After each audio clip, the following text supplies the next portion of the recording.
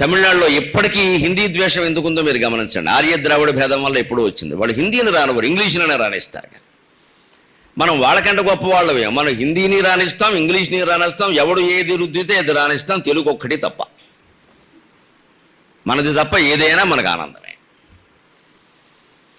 ఈ స్వాభిమానం మొత్తం నశించడానికి, స్వబుద్ధి నశించడానికి ఇంగ్లీష్ వాళ్ళ యొక్క ఆధిపత్యం కారణం. ఇప్పటికైనా మనం మేలుకొని కాస్త స్వబుద్ధితో ఆలోచించాలి. ఖండన మండనమ్ములను అఖండుడు అంటే అర్థం అది. శంకరాచార్య స్వామి ఏం చెప్పినా కూడా నేను చెబుతున్నాను కాబట్టి ఒప్పుకోమని 153 గ్రంథాలు నేను తెనాలి సాధన గ్రంథ మండలి వారు వేస్తే 153 పూర్తిగా చదివిన మనిషిగా చెబుతున్నానమ్మా. నా అదృష్టం, నేను కేటాయించుకున్న సమయం వల్ల 153 గ్రంథాలు పూర్తిగా చదివాను, వ్యాఖ్యాన సహితంగా. 24 భాష్య గ్రంథాలు, 72 స్తోత్రాలు, అలాగే 57 ప్రకరణ గ్రంథాలు పూర్తిగా చదివాను. ఎక్కడ అహంకరించి నేను చెప్పాను కాబట్టి నమ్మండి అని లేదు, మీకు నచ్చితే నమ్మండి అన్నాడు.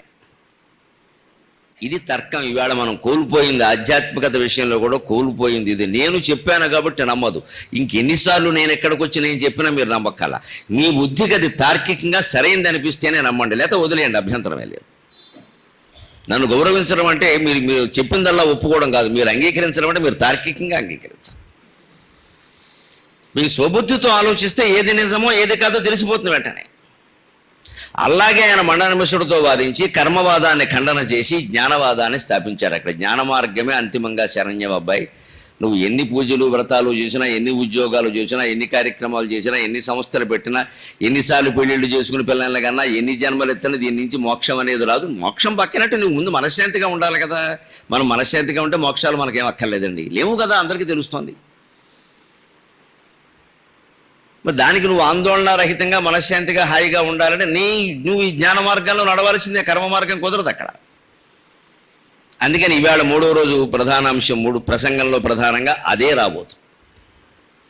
మనం నిన్ననే చెప్పుకున్న ఒక మాట, నేను నిన్న బాంబులు పేల్చాను, ఇవాళ మళ్ళీ బాంబులు ఉంటాయి, సిద్ధమే రండి అని చెప్పాను. మీరు బాంబు ప్రూఫ్ కవచాలతో వచ్చారని అనుకుంటున్నాను. ఛందాంశేనం వ్రజనం వ్రజహం ఛందాంశేనం వృజనం తారయంతి మాయావినం మాయయా వర్తమానం ఛందాంశేనం వ్రజహం చంతకాలే నీడం శకుంతాయ వజాత పక్షాక. నువ్వు వేదపారాయణులు ఎన్ని చేసినా, సుందరకాండలు ఎన్ని పారాయణ చేసినా, విరాట పర్వాలు ఎన్ని చదివినా, రుక్మిణీ కళ్యాణాలు ఎన్ని చదివినా, ఎన్ని పవిత్ర ఘట్టాలుగా నువ్వు భావించి ఎన్నిసార్లు పారాయణలు చేసినా, నైమిషారణ్యంలో ఎన్ని భాగవత సప్తాహాలు చేసినా నీ పాపాలు పోవు, నీ పుణ్యాలు పోవు, అన్నీ ఉంటాయి, నువ్వు అనుభవించవలసింది. ఇక ఇక్కడికి వెళ్ళాం, అక్కడికి వెళ్ళాం, ఎన్నిసార్లు చేసాం, అన్నిసార్లు చేసి ఇవన్నీ మనం గొప్పలు చెప్పుకోవడానికే పనికొస్తాయి. అది సనస్సుజాతీయమే స్పష్టంగా చెబుతుంది, వ్యాసుడు చెప్పిన మాట ఇది. ఇక్కడ నిన్న అంతటితో వదిలేశాను నేను. ఇక్కడ ఇంకో మాట చెప్పాడు. అదేమిటండి, ఇంతవరకు చదువుకున్న విద్యలన్నీ దండుగేనా అంటే దండుగేం కాదయ్యా. ఛందాంశేనం ప్రజహంతి అంతకాలే. వీడు చనిపోయే వరకు ఈ విద్యలు, ఈ శాస్త్రాలు, ఈ పురాణాలు ఇవన్నీ వీడితో ఉంటాయి. చదువుకున్నాడుగా, ఎక్కడికి పోతాయి, ఉంటాయి. కానీ వీడి శరీరాన్ని విడిచిపెట్టేటప్పుడు ఆ విద్యలు వీడిని విడిచిపెట్టేస్తాయి. వీడు ఒక్కడే పోవాల్సిందే ఏడుచుకుంటూ యమధర్మరాజు మార్గం. ఎందుకు విడిచిపెడతాయట, దానికి కూడా కారణం చెప్పాడు. నీడం శకుంతాయ వజాత పక్షాక అన్నాడు సనస్సుజాతుడు. రెక్కలొచ్చిన పెట్టలు, పక్షులు గూడు విడిచిపెడతాయి. గూళ్ళు ఎంతవరకు ఉంటాయి? పావురాలు గూడు పెట్టినప్పుడు మీరు గమనించండి. అది గర్భం ధరించి గుడ్లు పెట్టి కాస్త పిల్లలు కాస్త ఎదిగేవారు 15 రోజులు, సుమారుగా అంతే. 15 రోజుల్లో వాటికి వెళ్ళిపోయే శక్తి వస్తుంది. అంతవరకు తల్లి ఎక్కడో అక్కడి నుంచి తెచ్చుకొచ్చి మొత్తం మీద ఏదో ఒకటి పెడుతుంది దానికి. 15 రోజుల తర్వాత విచిత్రం ఏంటంటే, పావురాల నుంచి మనం నేర్చుకోవలసింది, 15 రోజులు 20 రోజులు అయిన తర్వాత ఆ పిట్టలకి రెక్కలు వచ్చి ఎగిరిపోతే మళ్ళీ తల్లి పావురం ఆ పిల్లలు ఎక్కడున్నాయనే విషయం పట్టించుకోదండి. మనం 70 ఏళ్ళు వచ్చినా సరే ఈ కొడుకులు కూతుళ్ళ జిడ్డు వదిలించుకోలేకపోతున్నాం. అంతవరకు మనకి అది అర్థం కాదు. పావురమైనా బాగుండేది. అందుకే ఇందాక పాటలో ఏదాయనేమి హరి ఇచ్చిన జీవనము అన్నారు. కుక్కకి మనం కుక్క హీనమైన కుక్కను మనం తిట్టుపదం చేసి వాడో కుక్క అన్నాం. కానీ కుక్క అనుకుంటే నాకేం పోయింది, నువ్వే వాడు. కుక్కల్లో తిట్టుకోవాలంటే వాడో మనిషిని తిట్టుకుంటాయి. మరి కుక్కలకు తిట్టు భాష ఉండాలి కదా. కుక్కల్లో హీనమైన కుక్కని మంచి కుక్క తిట్టాలంటే అదో మనిషిలో ఉన్నాడు వీడు, అసహ్యంగా దరిద్రం, డబ్బులు తీసుకుని ఓటేస్తాట. వీడికంటే మనమే నయం, మనం అన్ని డబ్బులు అడగలేదు.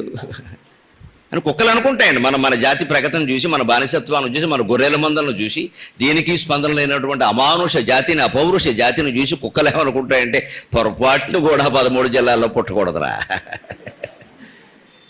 పుడితే ఈ బతుకే మనకి ఏమక్కర్లేదు. కులం ఉంటే చాలు, మతం పిచ్చి ఉంటే చాలు, ఎవడో ఒకడు ఏదో పిచ్చి రెచ్చగొట్టేస్తే మనం వేసేస్తాం అంతే. అయితే డబ్బులు ఇస్తే వేసేస్తాను. ఏ పిచ్చిందో మాకు అన్ని దోచుకో, నువ్వు శుభ్రంగా 5 ఏళ్ల పాటు దోచుకో, మాకు 10,000 బారాయి. ఏడాదికి 10,000, సంవత్సరం 5 ఏళ్ళకి 50,000 ఇచ్చేసి మళ్ళీ చివరిలో ఇంకో 10,000 పెంచి మళ్ళీ నీకే వేసేస్తాం. మనకి శాశ్వతంగా నిలబడేటువంటి ఆనకట్టలు, నిర్మాణాలు ఏవి అక్కర్లేదు. దాంతో మనకేంటి, ఎందుకు పోలవరం కడితే మనకేముంది, ఏం లేదు. మన పోలేరమ్మ జాతర బ్రహ్మాండంగా జరిపించేసి దానికి గవర్నమెంట్ 2 లక్షలు ఇచ్చేది చాలు మనకు. పోలవరం ప్రాజెక్ట్ అక్కల, పోలేరమ్మ జాతర ముఖ్యం. మనకి డబ్బులు ఇచ్చారండి. డబ్బులు ఇస్తే ఏమిటైంది నీకు? శాశ్వతంగా ఉండేటువంటి కట్టడాలు, ఆనకట్టలు, నిర్మాణాలు అవి ముఖ్యమా, ఇవి ముఖ్యమా? ఎక్కడ ఎవరైనా పెద్దలు, నాయకులు మన ఎక్కడ మోసం చేస్తున్నారో దయచేసి అర్థం చేసుకోండి. ఆధ్యాత్మికత అంటే కేవలం చెవులో పువ్వెట్టుకుని వెళ్ళిపోవడం కాదమ్మా. కార్తీక మాసం పుణ్యం అని.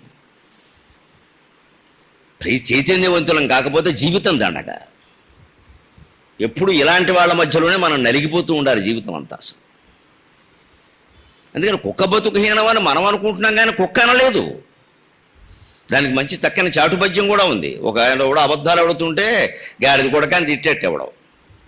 ఆడిన మాటను తప్పిన గాడిద కొడుకంచు తిట్టగా విని, అయ్యో వీడా నాకొక కొడుకని గాడిద ఏడ్చెన్ గదన్న ఘన సంపన్న అన్నాడు. ఆడిన మాట తప్పడని గాడిద కొడక అన్నట్ట. గాడిద కోపం వచ్చిందిరా. అది గాడిద హక్కుల సంఘానికి వెళ్ళింది, ఫిర్యాదు చేసింది. సుమోటో కేసు కింద తీసుకున్నారు వాడు దాన్ని. వీడేవాడండి నా కొడుకు అంటున్నాడు వాడిని. నాకు ఇలాంటి దిక్కుమాలిన కొడుకులు పుట్టరాండి నాకు. మేము గాడిదలో ఆడిన మాట తప్పవండి. మేము చాకలికి సేవ చేస్తామంటే తప్పవండి. వీడు ఆడిన మాట తప్పిన వాడు నాతో పోలుస్తారేంటి? ఇంకెవరితోనూ పోల్చుకోమనండి. మేము తప్పితే ఏమంటే మనలో ఎవరికైనా ఏ కులం వాళ్ళ గురించి ఏ చిన్న మాట, పాతకాలం ఎప్పుడో సామెత వాడినా సరే కొంపలంటుకుపోయినట్టు మొత్తం ఫ్లెక్సీలు పెట్టి ఉద్యమాలు చేసి క్షమాపణలు చెప్పిస్తున్నారే పెద్ద మనుషులు. మరి గాడిదలు, కుక్కలు, కోళ్ళు సంఘాలు పెడితే మనం మొత్తం రోజు క్షమాపణ చెప్పాలండి. నీ ఇంట్లో నీ కొడుకు లేకపోతే దున్నపోతుంటావా? దున్నపోతును అవమానిస్తున్నావు నువ్వు. దున్నపోతు సమయానికి లేస్తుంది. కొడుకును దున్నపోతును తిట్టడం అంటే దున్నపోతును అవమానించడం. మన కొడుకు దున్నపోతు కంటే దారుణం. దున్నపోతుకి మన భాష రాదు కాబట్టి, అది తెలుగు మీడియం కాదు కదా, మన భాష దానికి అర్థం కాక మనం తిట్టామన్న విషయం కూడా తెలియదు దానికి. లేకపోతే నీ దిక్కుమాలిన కొడుకుని నాతో ఎందుకు పోలుస్తున్నాడు? దున్నపోతుల సంఘం ఫిర్యాదు చేస్తుంది. మనం తిట్టేవన్నీ కుక్కలు, గాడిదలు, దున్నపోతులు, కోతులు ఇవే మాటలు కదా. ఆ జంతువులకి మన భాష అర్థమైతే వెంటనే గొడవ పెడతాయి. ఈ గొడవ పెట్టడానికి ఇదే పద్యం లెక్క. ఆడిన మాటలు తప్పిన గాడిద కొడుకంచు తిట్టగా విని, అయ్యో వీడా నాకొక కొడుకుని గాడిద ఏడ్చాను కదన్నా ఘన సంపన్న అన్నాడు ఎవడో మహాకవి. వాడు ఘన సంపన్నుడు ఖచ్చితంగా. మన మాట ఎలా ఉంది? బ్రహ్మాండమైన పద్యం రాశాడు. కవులు కొళ్ళు మడితే అలాగే ఉంటుంది. నేను కేవలం ప్రవచనకర్తను కాదు, గుర్తించాలందరూ నేను కవిని, అవధానిని. మన వ్యవహారాలు వేరుగా ఉంటాయి.